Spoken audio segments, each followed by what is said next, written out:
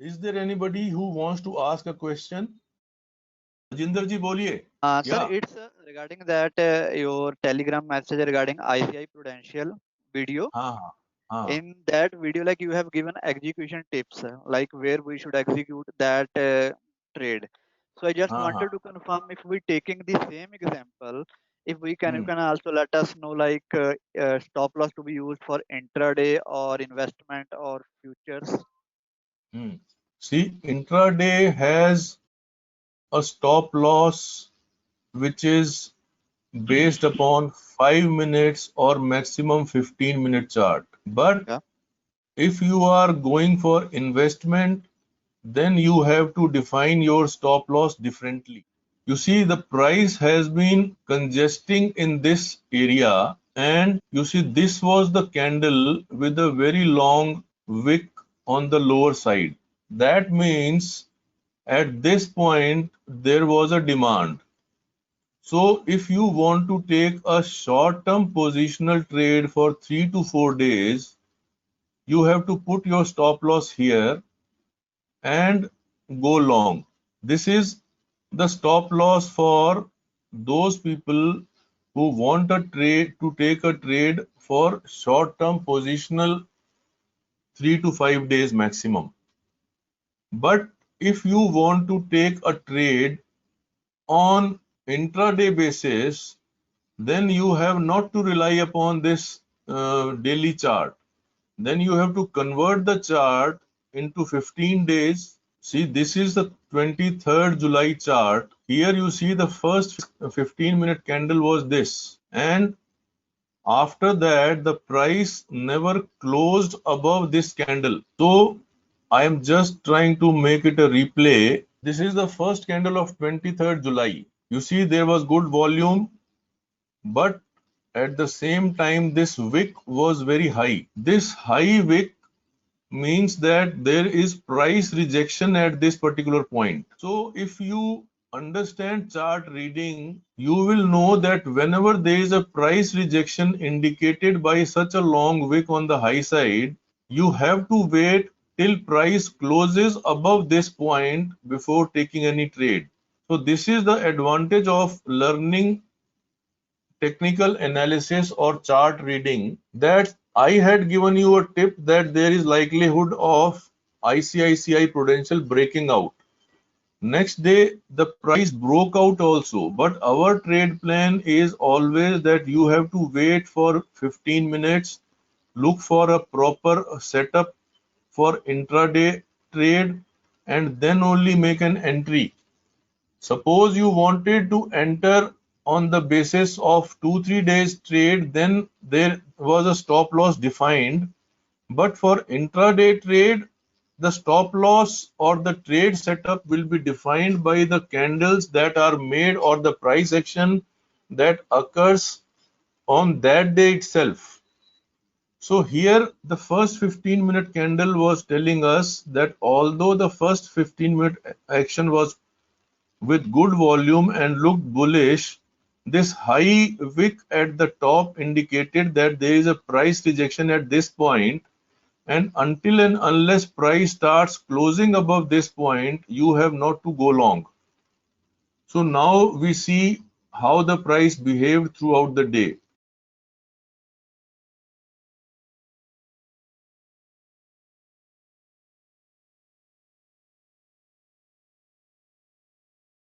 See, just observe the price action closely. I have put the chart on the replay mode so that you understand. I am trying to repeat a live market at this place. Just try to understand how the price was behaving on that particular day, whether it was giving us any entry on the long side or not. You see, this is now time is 12:45, 1 o'clock, but till this point, price has not given us any entry on the long side. Price is just moving on the sideways.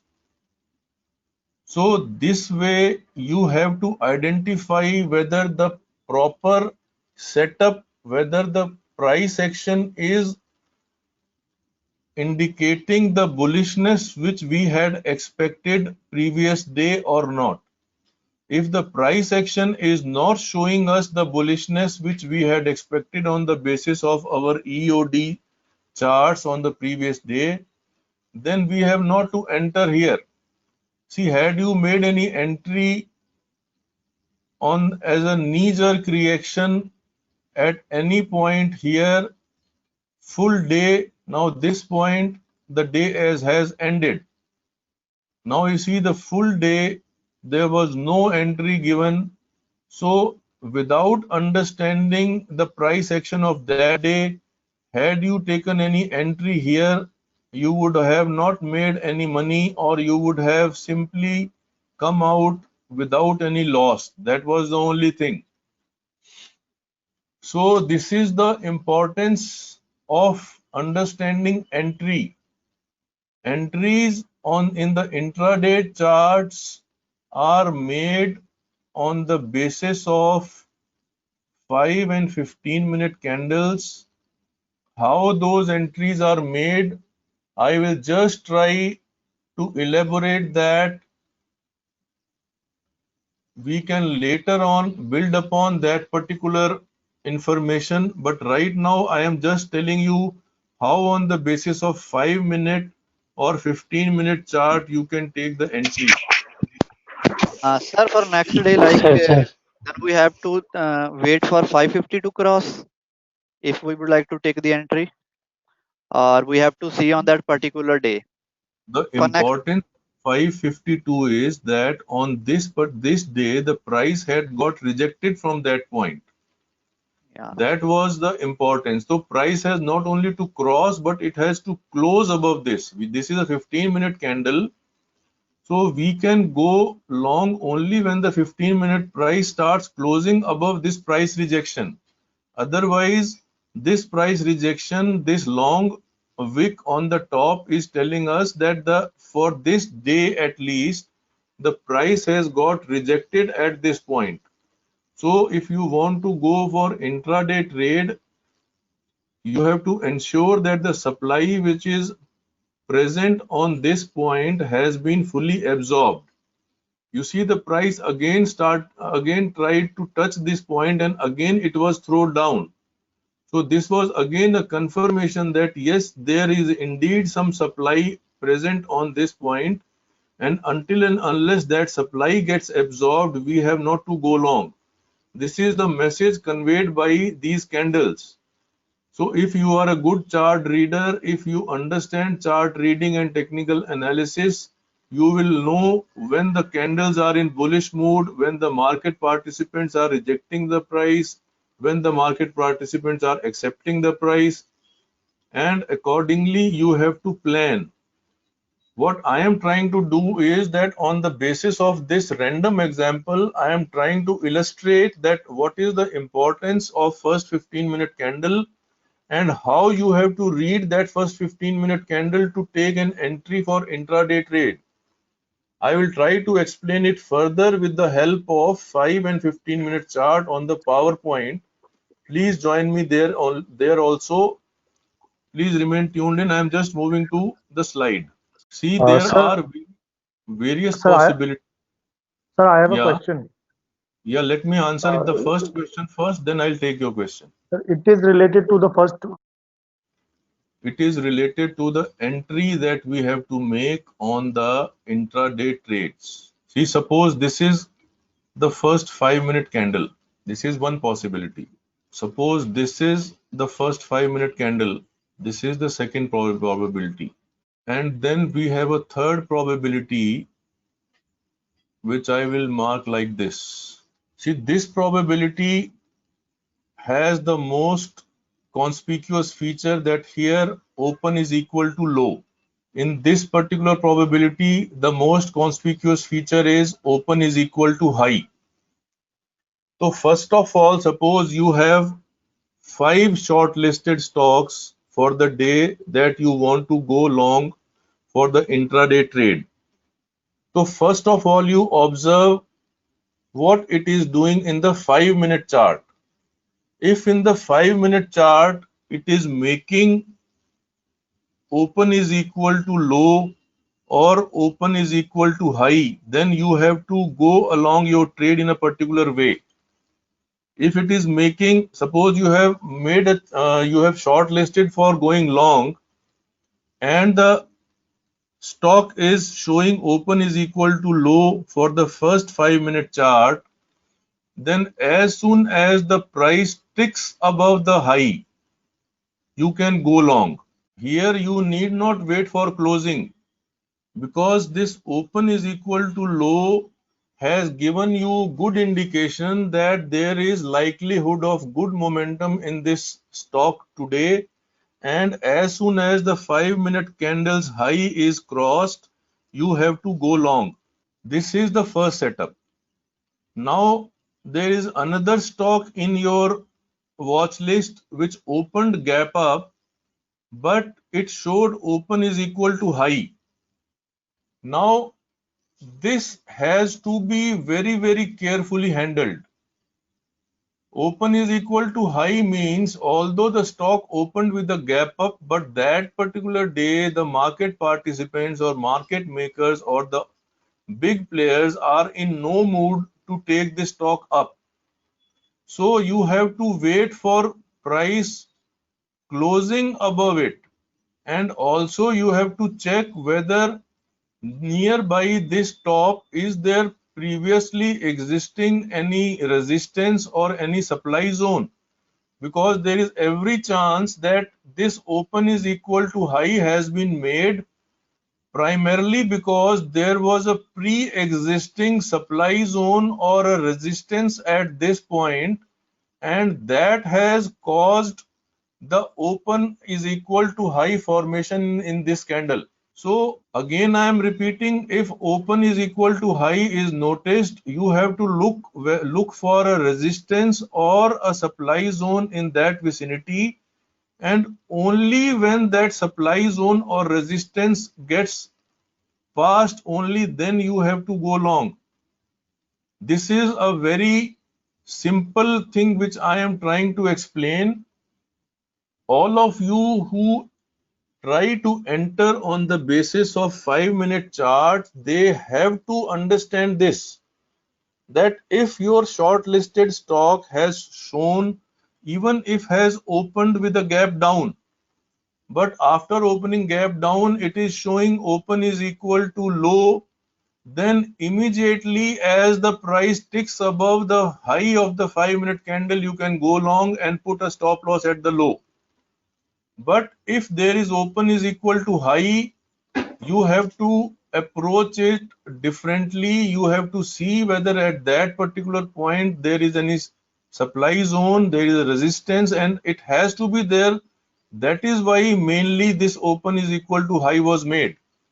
And then it is not the reference of this open is equal to high, but the reference of that particular supply zone or that particular resistance area, that becomes your reference point for going long.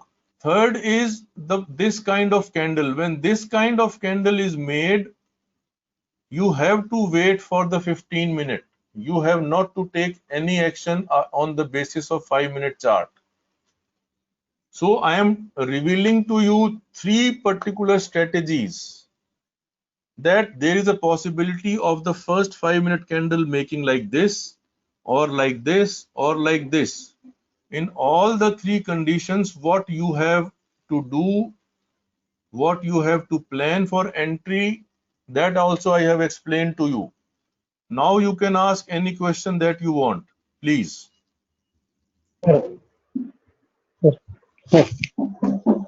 Hello sir. Yeah.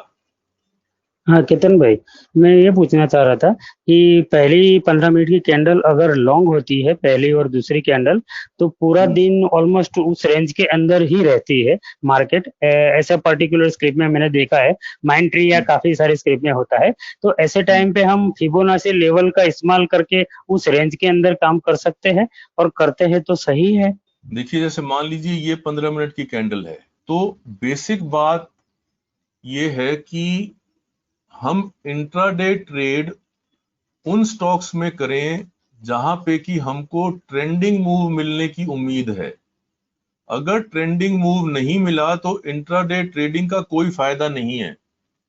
अगर मान लीजिए ये जो 15 minute की candle है, ये एक लंबी कैंडल बन जाती है, ऐसे लंबी विक बन जाती है और इसके बीच में एक छोटी सी डोजी बन जाती है और पूरा दिन प्राइस इसके बीच में घूमेगा, तो कोई फायदा नहीं है इस तरीके की कैंडल। जब अगर ये पहली 15 मिनट की कैंडल बहुत, इसका रेंज बहुत बड़ी है और ये एक डोजी के रूप में है, तो उस स्टॉक को छोड़ दीजिए, उसके अंदर ज्यादा दिमाग लगाने की जरूरत नहीं है। आप ये देखिए कि भाई पहली जो 15 मिनट की कैंडल है वो छोटी बननी चाहिए। अगर वो ज्यादा बड़ी बन गई तो समझ लीजिए कि उसने जो है अपने दिन का एक इनडिसीजन वो दिखा दिया है और अब वो किसी काम की नहीं है, उस स्टॉक को छोड़ दीजिए आप। इंट्राडे ट्रेड में फिबोनाची लगाएंगे बिना बात के विपसॉ होगा और वो that will be asking for too much. My suggestion is don't go for that. और बोलिए। सर नरेश यार। हाँ नरेश। सर ये जो इंट्राडे के लिए जो इंस्ट्रूमेंट्स हमारे पास जो अवेलेबल है, या तो मैं अगर एफएनओ में ट्रेड कर रहा हूँ तो मैं फ्यूचर में कर सकता हूँ या ऑप्शन बाय कर सकता हूँ या ऑप्शन सेल कर सकता हूँ, तो क्या ऑलवेज एक ही इंस्ट्रूमेंट सिलेक्ट करके उसी में ही ट्रेड करना चाहिए कि हाउ टू डिसाइड कि कब? Very simple. जिस स्टॉक के अंदर मान लीजिए एसबीआई है, मान लीजिए आईसीआईसीआई बैंक है, मान लीजिए एक्सिस बैंक है या रिलायंस है, जिनके अंदर की ऑप्शंस लिक्विड हैं, उनके अंदर आप ऑप्शन में ही ट्रेड कीजिए। जिनके अंदर ऑप्शन लिक्विड नहीं है उनके अंदर भूल के भी मत जाइए। ओके। आपके सवाल का सही जवाब ये है कि it is the liquidity of that instrument which has to be taken into consideration. If the liquidity in options is good, then there is no need to go for futures. Then you go for the options only. Can we look for option selling only in liquid instruments? मतलब option selling से better है? Whether you are buying or whether you are selling, liquidity is the first thing. Number one. Correct, sir. Number two, see Nifty and Bank Nifty have weekly expiries. So in these weekly expiry options, the premium expires very fast because suppose ATM जो है, ATM option put या call, वो beginning of the week में 125 point या 140 point रहता है और एक हफ्ते में वो 125 पॉइंट गल जाता है, यानी डेली वो ऑलमोस्ट 20 पॉइंट गल रहा है। तो उसमें तो आपको फटाफट ट्रेड करना पड़ेगा और ये देखना पड़ेगा कि अगर मैं ऑप्शन खरीद रहा हूं तो मुझे इस ट्रेड से जल्दी बाहर आ जाना है। लेकिन अगर आप उसमें ऑप्शन बेच रहे हो तो डेल्टा के साथ साथ थीटा का भी एडवांटेज आपको मिल जाता है। वेयर एज इंट्राडे ट्रेड में स्टॉक्स में कोई थीटा का एडवांटेज नहीं मिलता है, क्योंकि वो तो एक महीने का प्रीमियम है, वो तो धीरे धीरे गलेगा। इसलिए अगर आप इंट्राडे ट्रेड में किसी लिक्विड ऑप्शंस वाले स्टॉक में ट्रेड कर रहे हैं तो आप ऑप्शन खरीदिए, खुल के खरीदिए, कोई दिक्कत वाली बात नहीं। Okay sir. Hello sir. या गुरुजी प्रणाम। प्लीज स्पीक, बोलिए। हेलो सर, हेमंत बोल रहा हूँ मैं। हाँ हेमंत बोलिए। Sir I am not sure sir कि मैं ये क्वेश्चन अभी कितना वैलिड है अभी, बिकॉज हम लोग आपने पूरा इंट्राडे पे ही बात कर रहे हैं, तो उसके मुझे एक बेसिक सा क्वेश्चन था सर, सिंस मैं बिगिनर हूँ ट्रेडिंग में और मैं एक्सप्लोर कर रहा हूँ बेसिकली। तो मेरा सवाल ये है सर कि अगर किसी के पास कुछ एक्स अमाउंट ऑफ मनी है, राइट, समझो 5 लाख है एज एन एग्जांपल, राइट, और अगर मुझे उसमें लॉन्ग टर्म इन्वेस्टमेंट करना है इक्विटी में या फिर ट्रेडिंग साइड में एक्सप्लोर करना है, तो ऐसे क्या पैरामीटर है जो जिससे ये डिफाइन होगा कि या फिर मुझे सोचना पड़ेगा उस लाइन में कि लॉन्ग टर्म में जाना है या इंट्राडे ट्रेडिंग में जाना है या फिर स्विंग ट्रेड में या फिर जो 2 और 3 डेज का जो ट्रेडिंग रहता है उस पैटर्न में जाना है। और मुझे और एक उसमें एक्सटेंडेड क्वेश्चन ये है, सॉरी सर, और एक क्वेश्चन उसमें एक्सटेंडेड कि ऐसी क्या क्या क्या इस सिचुएशन में कोई ये सोच सकता है कि मैं इक्विटी इन्वेस्टमेंट में जाऊँ ही नहीं और इसी में मेरे नेक्स्ट 10-15 साल करियर करूँ, इसमें पैसा है, जो 5 लाख का 5 करोड़ 10 करोड़ हो सकता है 10-15 साल में, ऐसा पोटेंशियल ट्रेडिंग में होता है, या जनरली वो सिर्फ लॉन्ग टर्म इक्विटी इन्वेस्टमेंट में ही सोचा जा सकता है? सिंस आपका एक्सपीरियंस इतना है सर, इसलिए मैंने सोचा ये वैलिड क्वेश्चन। आप अपना नाम नरेश बताया ना आपने, हैं? सॉरी सर, क्या हुआ? आपका नाम नरेश है ना? हेमंत सर, हेमंत। हेमंत, देखिए ऐसा है कि जितने आपने सवाल पूछे उनमें से कोई भी इनवैलिड नहीं है। सवाल कभी इनवैलिड नहीं होता। स्टॉक मार्केट से रिलेटेड सवालों के जवाब देने के लिए ही मैं यहाँ आया हूँ, आप लोगों को गाइड करने के लिए ही मैं यहाँ आया हूँ। तो इसलिए अपने मन से ये हिचक निकाल दीजिए कि ये सवाल पूछूं या ये सवाल गलत है या ये सवाल ऐसा है। सवाल बिल्कुल सही है। Thank you sir. और मुझे पता है कि यहाँ पे बैठे कम से कम 20-25 लोगों के मन में ये सवाल होगा। देखो हेमंत भाई, ऐसा होता है कि जैसे मैं अभी तक इंट्राडे ट्रेडिंग की बात कर जरूर रहा हूं, लेकिन at the same time I am emphasizing कि इंट्राडे ट्रेडिंग के लिए आपको एक सही स्किल सेट की होने की बहुत ज्यादा आवश्यकता है।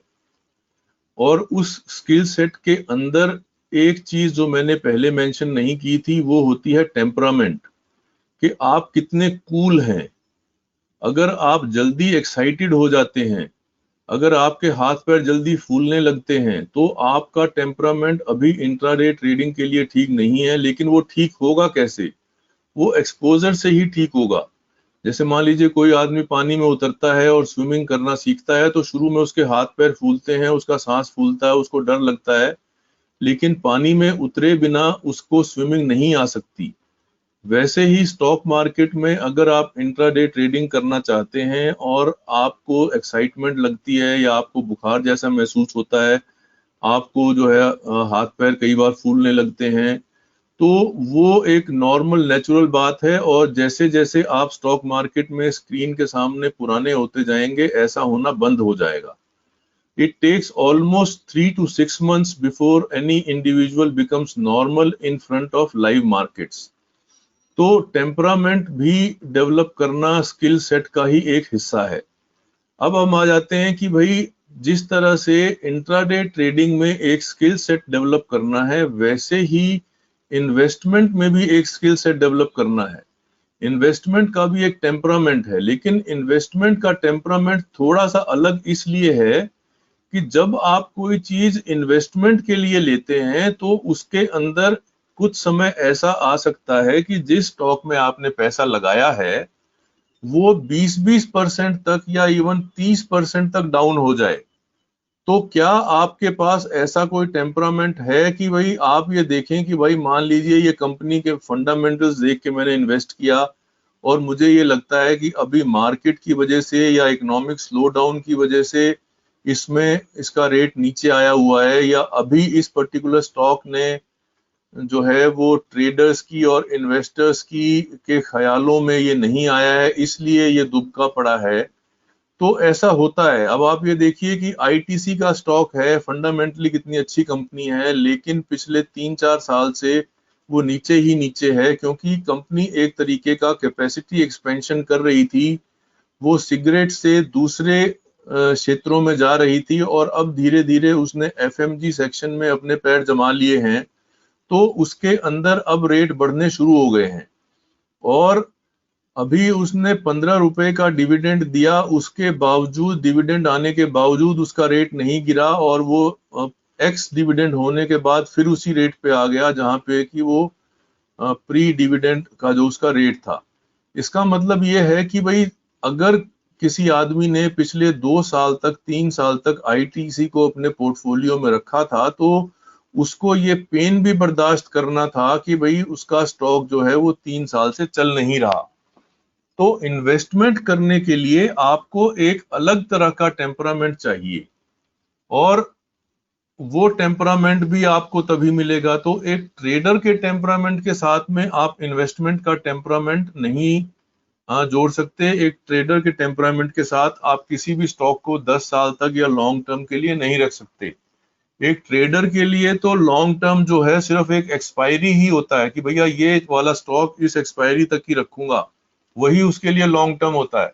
अदरवाइज वो इंट्राडे खेलता है या ज्यादा से ज्यादा वीकली खेलता है। तो एक ट्रेडर के लिए लॉन्ग टर्म का मतलब अलग है, एक इन्वेस्टर के लिए लॉन्ग टर्म का मतलब अलग है। अगर आप अपने दिमाग को अलग अलग कंपार्टमेंट्स में बांट सकते हैं, अगर आप इतने मैच्योर हो गए हैं, यूजुअली ऐसी मैच्योरिटी 40-45 साल की उम्र के बाद ही आती है। किसी भी यंग मैन के लिए ये मैच्योरिटी डेवलप करना मुश्किल होता है कि वो कंपार्टमेंटलाइज कर ले कि भाई ये स्टॉक तो जो है मैं ट्रेडिंग के लिए रखूंगा और ये स्टॉक मैं इन्वेस्टमेंट के लिए रखूंगा। ऐसा हो नहीं पाता है। तो सबसे पहले आपको अपने आप से ये पूछना है कि अगर आप समय दे सकते हैं तो आप ट्रेडर बनिए। अगर आप मार्केट को समय नहीं दे सकते तो आप अपना टेम्परामेंट डेवलप करके फंडामेंटली अच्छी कंपनियों को देखिए और उनमें इन्वेस्टेड रहिए। It will lead to good wealth creation. Okay sir, तो thank you sir, Hemant again. तो बेसिकली आपने अभी जो बताया वो स्किल्स वाला जो कंपैरेटिव है, कंपैरिजन है, बट मेरा एक जो पहले वाले क्वेश्चन में एक इम्पोर्टेंट पॉइंट ये भी था जिसमें मैं ज्यादा इंटरेस्टेड हूँ कि सर मुझे ये जानना है कि अगर मैंने ये सारे स्किल कंपेयर कर लिया, मैंने इवेल्युएट कर लिया कि मैं किस स्किल्स के लिए तैयार हूँ, समझो वेदर इट इज इंट्राडे और long term equity, right, equity investment, तो उसके बाद क्या इंट्राडे ट्रेडिंग में उतना स्केलेबिलिटी है सर कि समझो मैं आने वाले 5 साल उसमें दूंगा, तो टाइम तो दोनों में लगेगा। इसमें ऐसा है कि पूरे दिन टाइम देना इंट्राडे में स्क्रीन के सामने, और इक्विटी में भी कुछ अलग तरीके का टाइम स्पेंड करना पड़ता है। May be it is not every day but करना पड़ता है, सपोज, राइट। तो अगर मैं नेक्स्ट 5 साल डालने के लिए तैयार हूँ full time, whether it is intraday trading और लॉन्ग टर्म इक्विटी, तो किसमें सर स्केलेबिलिटी या फिर आउटकम ज्यादा दिखेगा?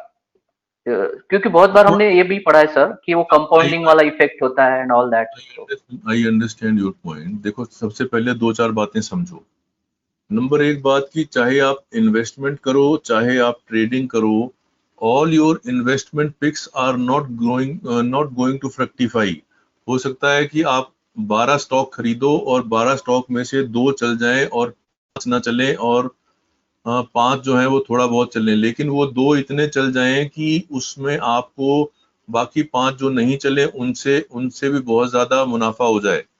जैसे मुझे पता है कि मेरे एक मिलने वाले ने, he is also young man like you, उसने आज से 5 साल पहले 10 स्टॉक खरीदे थे और 10 स्टॉक में उसने 2-2 लाख रुपए लगाए थे। उस 10 में से 2 स्टॉक इतने चल गए कि उसने आज बंबई में एक 5 करोड़ रुपए का फ्लैट खरीद लिया है।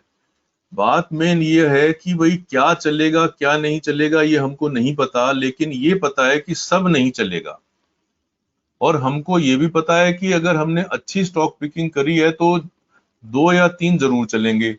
सिमिलरली अब मैं आता हूं आपकी बात की इंट्राडे ट्रेडिंग की बात और इसकी स्केलेबिलिटी की बात। देखिए, ऐसा है कि अगर आप 5 लाख या 10 लाख रुपए लगा के इंट्राडे ट्रेडिंग करना चाहते हैं तो वहां तक तो ये स्केलेबल है, लेकिन अगर आप इससे ज्यादा की इंट्राडे ट्रेडिंग करना चाहते हैं तो आपको कुछ हेजिंग टेक्निक सीखनी पड़ेंगी। तब आप नेकेड पोजीशन के साथ में इंट्राडे ट्रेडिंग नहीं कर पाएंगे। तब आपको ये दिमाग लगाना पड़ेगा कि मैं जो ये उस वक्त एक टेम्परामेंट के ऊपर बहुत ज्यादा प्रेशर होता है। तो मैंने ये देखा है कि जैसे ही मेरा खुद का एग्जांपल मैं आपको बता रहा हूं कि आज से 5 साल पहले मैंने जब पहली बार 25 लाख का अकाउंट अपना किया तो मुझे ये पता चला कि भैया I am not properly equipped, कि मेरी जो 10 लाख रुपए के अकाउंट को ट्रेड करने की जो एबिलिटी थी वो सडनली मुझे लगा कि वो कम है 25 लाख रुपए के अकाउंट के साथ में। तो जैसे जैसे आप अपने अकाउंट का साइज बढ़ाते जाएंगे, जैसे जैसे आप अपने आप को स्केल इन करते जाएंगे, वैसे वैसे आपको नई चीजें सीखनी पड़ेंगी। तब आपको कैपिटल प्रोटेक्शन के बारे में ज्यादा सोचना पड़ेगा, तब आपको रिस्क डिफाइन करने के बारे में ज्यादा दिमाग लगाना पड़ेगा। तब आप नेकेड पोजीशन के साथ में कोई ट्रेड नहीं कर पाएंगे, चाहे वो इंट्राडे ट्रेड हो चाहे वो वीकली ट्रेड हो। तो as the account size increases, it asks for more skills, it asks for more capability, and if you are willing to devote 5 years, definitely you will get much more return than you can get from any other profession. That I can assure you, because these markets are going to stay here for our lifetime, whereas all the businesses are cyclical, all the products are cyclical. गर्मियों में कुछ और बिकता है, सर्दियों में कुछ और बिकता है. You have to keep on rotating your product range. बस इस मार्केट में क्या है कि अगर आपने 5 साल लगा लिए और इससे रिलेटेड एबिलिटीज को डेवलप कर दिया तो फिर उसके बाद तो बल्ले बल्ले है, उसके बाद तो कुछ बचता ही नहीं है. अभी जो मेन परेशानी है वो ये है कि लोग समय नहीं लगाना चाहते और बिना समय लगाए वो यहाँ से रिटर्न चाहते हैं. Okay. Yep. Thank you, sir. Very nice answer, sir. Thank you. Hemant again. Sir, I have a question. Yeah, please. Sir ICICI Pru का जो हमने चार्ट देखा था वो हमारी वॉच लिस्ट में फॉर लॉन्ग था क्योंकि उसने ब्रेकआउट दिया था एक ऊपर. तो उसकी जो फर्स्ट 15 मिनट की कैंडल थी क्योंकि उसमें ऊपर सप्लाई जोन थी तो वी मार्क्ड इट कि ऊपर जाएगा तो हम एंट्री लेंगे. बट सर कई केसेस में क्या होता है कि उसके लो को तोड़ के प्राइस नीचे चला जाता है. तो should be look for short in such stocks. जिस स्टॉक को हमने लॉन्ग्स के लिए शॉर्ट लिस्ट किया है उनको हम जो है शॉर्ट ना करें तो बेहतर है, क्योंकि हो सकता है कि वो पहली कैंडल को पार करके नीचे चला जाए, but there is more probability of it remaining sideways throughout the day. Because you see basically हमने उसको ब्रेकआउट के लिए शॉर्ट लिस्ट इसलिए किया था क्योंकि वो कंसोलिडेट हो रहा था. तो if it has chosen not to show the first candle as upward moving, that means the breakout has still not come and the consolidation is likely to continue for some more time. So if it is going to consolidate for some more time, it is not going to give you money either on the long side or on the short side. The possibility of giving money was more on the long side, so we should not try to look for shorting opportunity in that stock. Okay, sir. And the next day, suppose today's session is over, and next day it gives breakout again above that level. Next day again you have to follow this 5-minute and 15-minute thing which I have explained to you, and on the basis of this, if you are getting an opportunity, you should get into it. Okay. So should we look for the previous day upper level or the present day? No. This I have told you on that particular day's 5-minute candle and 15-minute candle. Okay. Yes. Thank you, sir. Thank you so much. Right. Hello, sir. Sir, Yes, my. I am Sujit. Sujit, sir, just I wanted to ask you about, sir, how to draw different chart patterns, sir. How to identify it? First, you read about the chart patterns, and after reading about those chart patterns, you can look into various charts and see whether those chart patterns are available or not. There is no other way. There is no other scanner which can find out a cup and handle or a flag or anything. You have to see for yourself by understanding the chart pattern and try to manually locate. अगर आप जैसे मैं आज भी, you will be surprised to know that even today at every end of the day I look at more than 200 charts even today, and out of those 200 charts I am able to scan 2 or 3 charts which I post in the Telegram group and which I shortlist for my own trades. That is why my success rate is so high. It is not that I have a magical scanner which scans out 2 charts and I share it with you. I have to do a lot of hard work, and that now only thing is that it takes me on less than 1 minute to look at a chart and decide that yes, whether I want it for my shortlist or not. That has come out of my experience. That has become part of my visual strength, that I just click at a chart and within 30 seconds or 40 seconds I am able to say ki Nana, this is not for me, Nana, yes, this is for me. Likewise it happens. Okay, sir. So can you suggest some books, sir, for the for that? See, there are many books. There is a book by Bolosky. You search for it in the Google. That is the best book, Investopedia of chart patterns. That is yeah, something like that. Chart patterns पे है वो, Bolosky की किताब है. Okay, sir. Thank you, sir. गुरुजी प्रणाम. शर्मा जी. हाँ जी, क्या हाल है गुरुजी? बहुत बढ़िया, आप बताओ. जी, एक छोटा सा क्वेश्चन है. हाँ हाँ देखिए, अगर हमने एक दिन पहले हमने कुछ स्टॉक्स को शॉर्ट लिस्ट कर लिया और मान लो किसी स्टॉक पे हमें बाय मिल भी गया हाँ 5 या 15 मिनट पर, तो अगर हमें हाँ इसमें ऑप्शन में जाना है तो एट द मनी में जाएं या स्लाइटली इन द मनी, या उसकी आईवीज देखनी जरूरी है। कई दफा हम क्या देखते हैं, स्टॉक में मूव आ जाता है लेकिन ऑप्शन नहीं चल पाता इतना। इंट्राडे ट्रेड कर रहे हो तो आईवी में क्या करना है? आईवी तो तब देखी जाती है अगर आप स्टॉक बेचना चाहते हो, उसके अंदर आईवी की वजह से प्रीमियम बढ़ा हुआ है और आप उसको 5 दिन 7 दिन 10 दिन रखना चाहते हो, तो उस बढ़े हुए आईवी की वजह से अगर उसका प्रीमियम बढ़ा हुआ है तो हम उसको बेचते हैं जी। लेकिन आपने इंट्राडे ट्रेड करना है तो फिर उसके अंदर आईवी की कोई जरूरत नहीं है। अगर आप निफ्टी और बैंक निफ्टी देख रहे हो तो आपने ज्यादा से ज्यादा उसको आधा घंटा रखना है, आपने पूरा दिन भी नहीं रखना है, क्योंकि आधे घंटे में आपका स्टॉप लॉस हिट हो जाएगा या आपका टारगेट मिल जाएगा या आपको इतने पैसे मिलने लगेंगे कि आप कहोगे कि भाई इससे बाहर आ जाओ। तो इसलिए आईवी की बात तो हम तब देखें जब हमको कोई भी ऑप्शन जो है वो 1 हफ्ते के लिए 10 दिन के लिए रखना हो।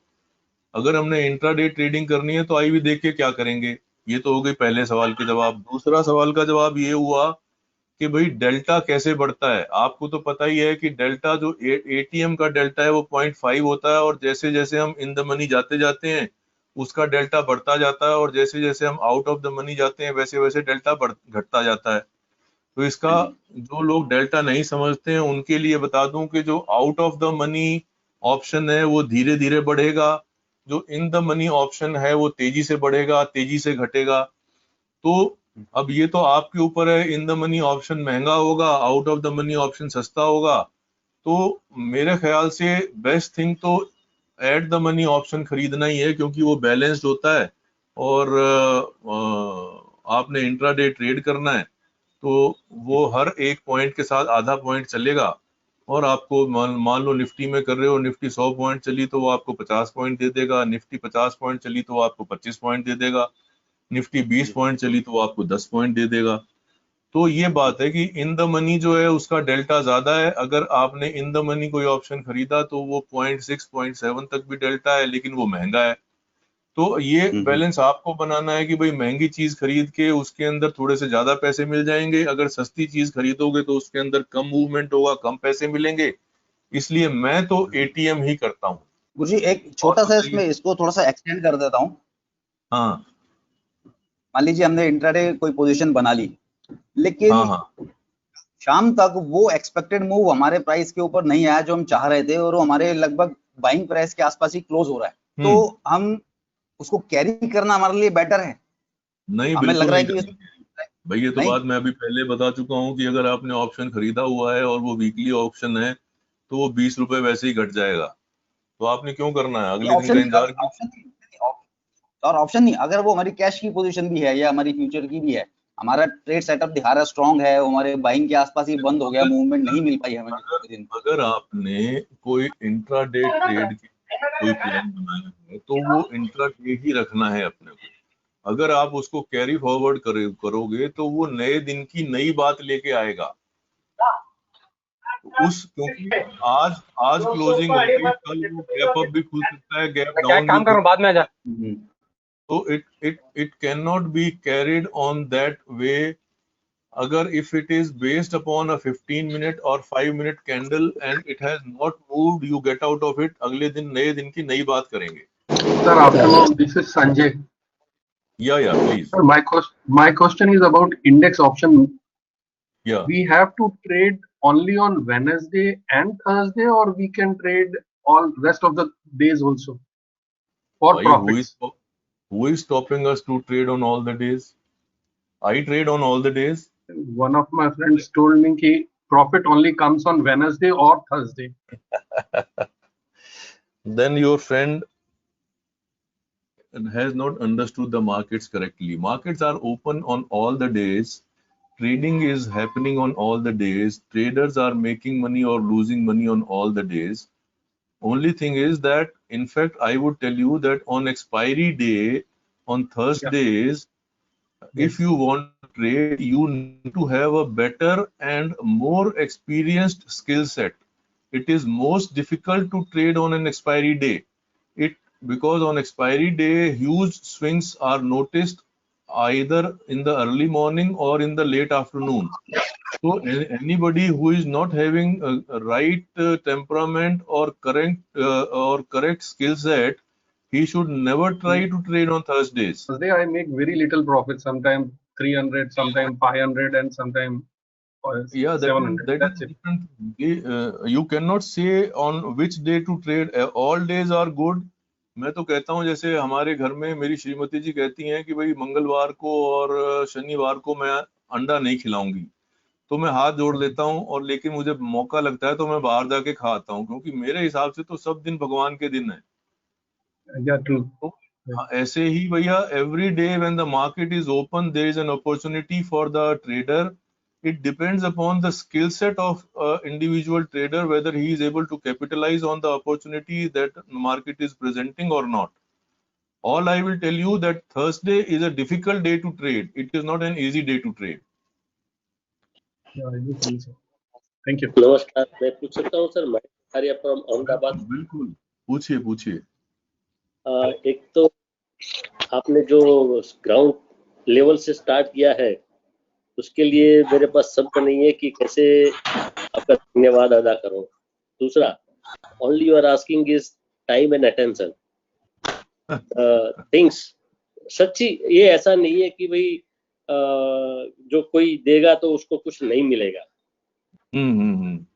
That is the best time and attention both. मेरा ये क्वेश्चन है, आई एम 68। हाँ जी।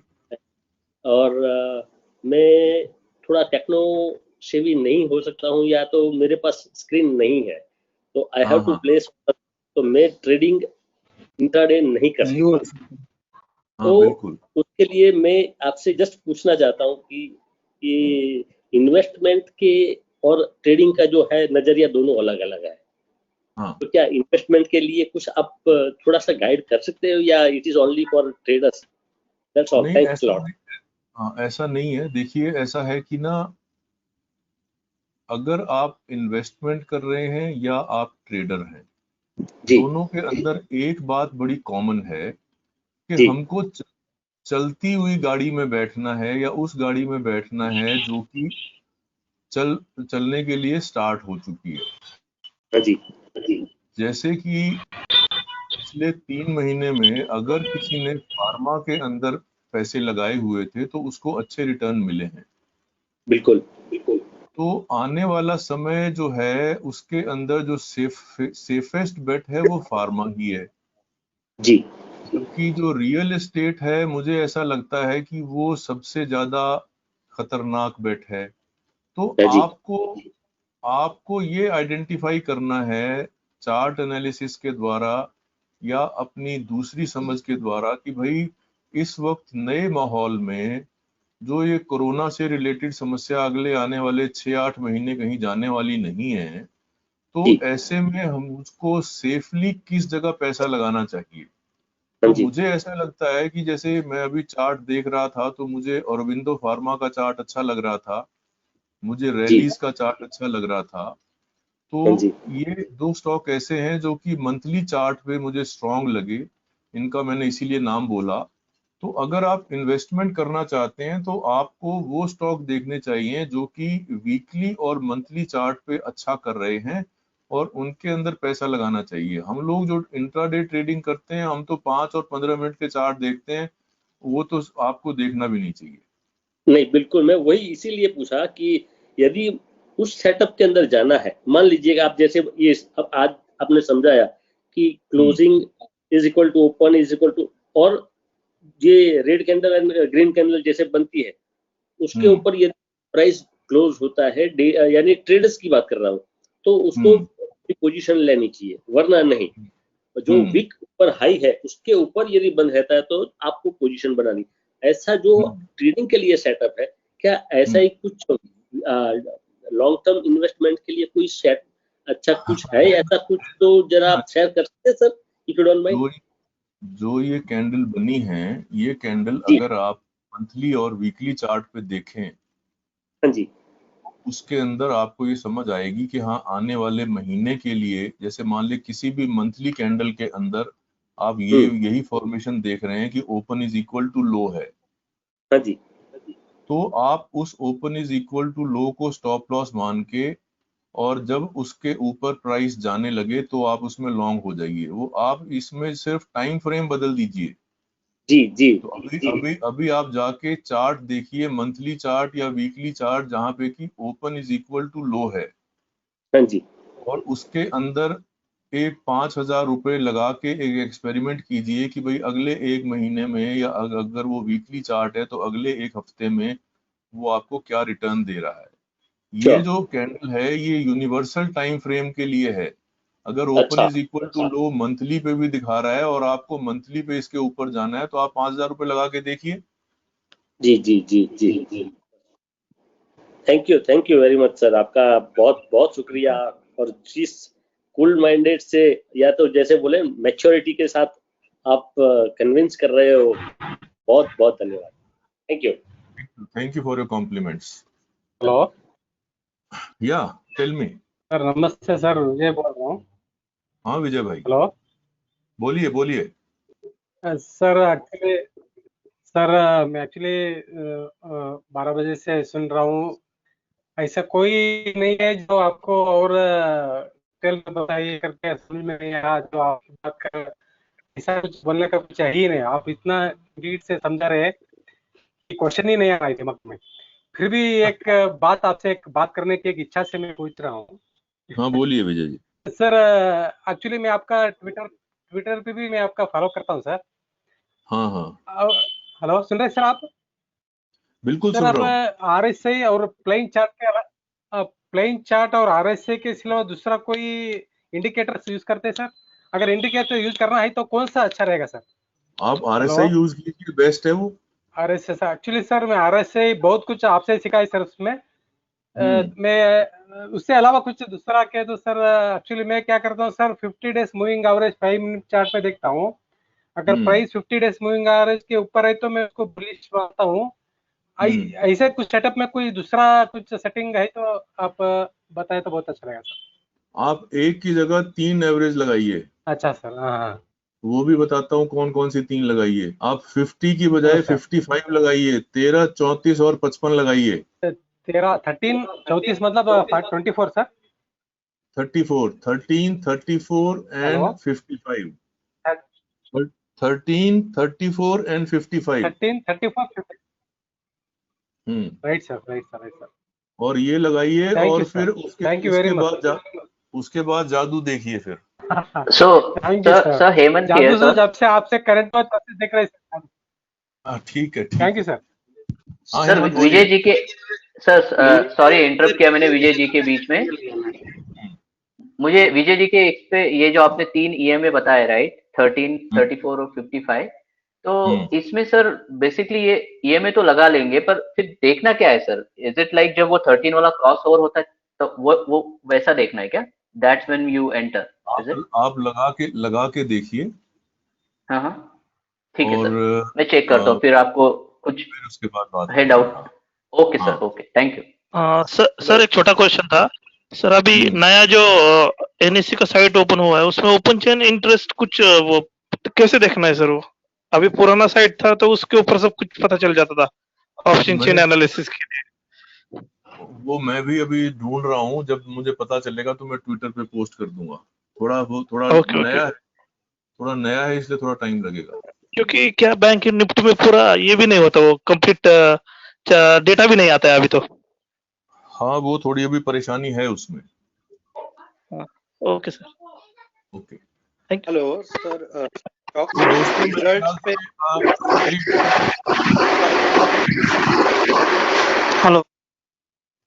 Hello yeah please I will take 1 or 2 more questions. Please hurry with your questions, please. hello on how we Yeah, please. on some result days how to handle the stock जब result होता है ना किसी हाँ, stock। तो आप result वाले दिन आप ट्रेड मत कीजिए। That is the simplest answer. हाँ सर जी, नमस्कार सर जी। वो ये ट्रेडिंग के लिए sir mindset, proper mindset development करने के लिए क्या करना होगा सर? उसके लिए और ट्रेडिंग करनी होगी सर। सॉरी टू से पिछले 6 साल से तो कर रहा हूँ लेकिन अभी तक सक्सेस नहीं हुआ है सर। तो इसका मतलब आप गलत तरीके से कर रहे हैं। इसका मतलब जो चीज आपको करनी चाहिए, आपने चार्ट देखना कब शुरू किया? हाँ चार्ट तो देख रहा हूँ सर, वो 4 साल से तो देख रहा हूँ सर। क्या देख रहे हो चार्ट में? चार्ट में जो भी प्राइस मूवमेंट होता है कि जो पैटर्न्स है, जैसे क्लासिकल कुछ पैटर्न्स है, सपोर्ट हाँ। रेजिस्टेंस मेन सर मेरा जैसे कि मैं बताना चाहता हूँ कि प्रॉपर पोजीशन साइजिंग और रिस्क मैनेजमेंट नहीं होता है सर ठीक से। नहीं, आप जब चार्ट देखते हैं तो क्या आप उसके अंदर आप क्या देखते हैं? अभी फॉर एग्जांपल HDFC बैंक है, अगर मुझे बाय करना है आज के लिए, तो एक छोटा सा सेटअप जैसे कि 10 मिनट का कैंडल का स्टेटस देखता हूँ मैं कि उसका ब्रेकआउट, अगर ब्रेकआउट होता है तो अपसाइड में बाय करता हूँ और डाउन साइड में सेल करता हूँ सर।